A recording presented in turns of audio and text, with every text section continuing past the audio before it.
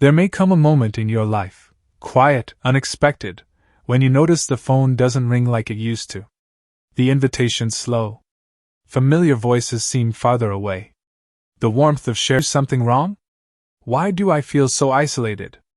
But what if this isn't about people stepping back? What if it's about something greater stepping in? Throughout Scripture, moments of solitude often led to the deepest spiritual growth. Moses spent years in the wilderness before leading a nation. Paul retreated before he preached. Even Jesus, surrounded by crowds, chose to step away, seeking quiet time with the Father. So why do we assume that being alone in this chapter of life means we've been forgotten? What if, instead, this season is sacred? As we move past 60, our bodies may slow, but the soul starts to stir. The world may loosen its grip, perhaps not to leave you behind, but to draw you closer to something eternal.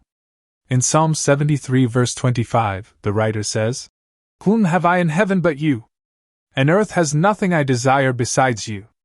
This is not a cry of sorrow, it's a soul that has tasted something far more lasting than applause or activity. You may no longer be surrounded by crowds, but that doesn't mean you're lacking purpose. Go! But what if this isn't loss? What if it's realignment? You see, throughout Scripture, God often met people not in crowds, but in quiet. It wasn't in Egypt that Moses heard God, it was in the stillness of the desert. Paul didn't find his voice for ministry in bustling cities, but in the still spaces of Arabia. Even Jesus, surrounded by opportunity and attention, regularly withdrew to lonely places to pray. These weren't detours. They were divine design. And maybe that's what this season is for you, a design, not a disappearance. You're not being removed from community because you no longer matter. You're being drawn into something richer.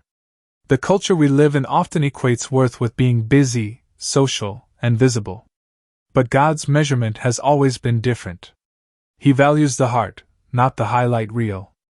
As your social circle narrows, your spiritual vision can sharpen. This isn't punishment. It's purification. The Lord may be gently pulling you inward so He can deepen the work within. That kind of change rarely comes with fanfare, but it carries eternal significance. Still, it's okay to grieve what's changed. The companionship of old friends. The joy of a bustling home. The sound of laughter around the dinner table. These are real and beautiful things, and your sorrow over their fading is valid. But you are not forgotten. God isn't creating emptiness, He's making room. Room for His peace. Room for His presence.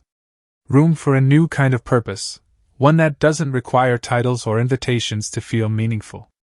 Now is the time to shift how you see solitude. It's not the ending of something. It's the deepening of something far more precious. Maybe your legacy will no longer be built through crowds or platforms, but through prayer, presence, and a life grounded in the quiet strength of faith. What God builds in secret is often His most powerful work. So if this chapter feels quieter than before, remember, God isn't silent. He's closer than ever. Sometimes, what feels like the world shrinking is actually God enlarging your soul. You may no longer be in charge of a team, organizing events, or hosting a house full of guests. But that doesn't mean your influence has faded, it's simply shifting. From wide to deep. From public to personal. Think of Jesus. Though He taught thousands, He chose to spend most of His time with just 12. And even more intimately, He poured His heart into 3.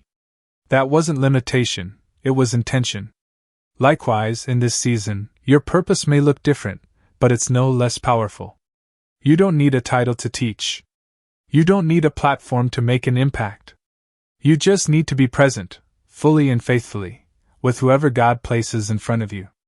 Maybe it's your grandchildren, watching how you pray and love without needing recognition. Maybe it's a younger couple at church, quietly looking to you for wisdom. Maybe it's a neighbor going through something you've already walked through and survived. Your words, your presence, your prayers, they matter more now than ever. But this shift in influence also brings an internal transformation. As God leads you from doing to being, you might begin to see the parts of your heart that were hidden in the busyness. Old fears. Lingering regrets. Pride you didn't realize was there. pain you never had time to grieve. Don't be afraid of what surfaces. That's not failure, it's refinement.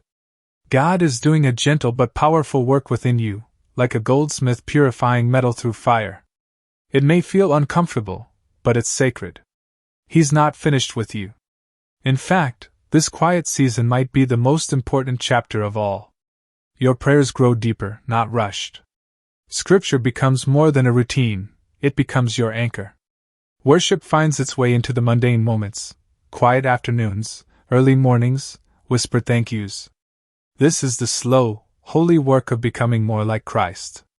And perhaps most beautifully, you begin to realize you no longer need applause to feel valued. You don't need to prove your purpose by being busy. Your identity becomes rooted, not in roles or results, but in your relationship with the one who has always been with you. That's not a lesser calling. That's the highest one.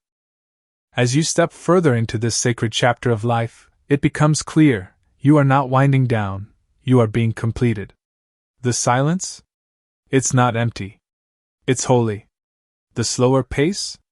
It's not a setback. It's space for God to do His most intimate shaping.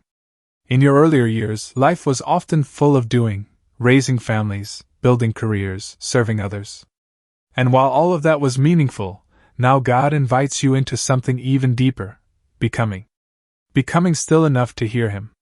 Becoming open enough to let go of what once defined you. Becoming brave enough to trust that the quieter life is not a smaller life, it's a more eternal one. This season is about sanctification, not stagnation. It's about God gently drawing you closer so He can prepare you, not just for the end, but for eternity. You may no longer be leading meetings or filling a packed calendar. But now, your prayers carry more weight. Your faith is more grounded. Your wisdom, shaped by decades of both joy and pain, is exactly what the next generation needs. In fact, one of the greatest gifts you can give right now isn't productivity, it's perspective. A handwritten note to a grandchild. A phone call just to check in. A quiet moment of prayer for someone on your heart. Alone. You're being finished. And that, dear friend, is something truly beautiful.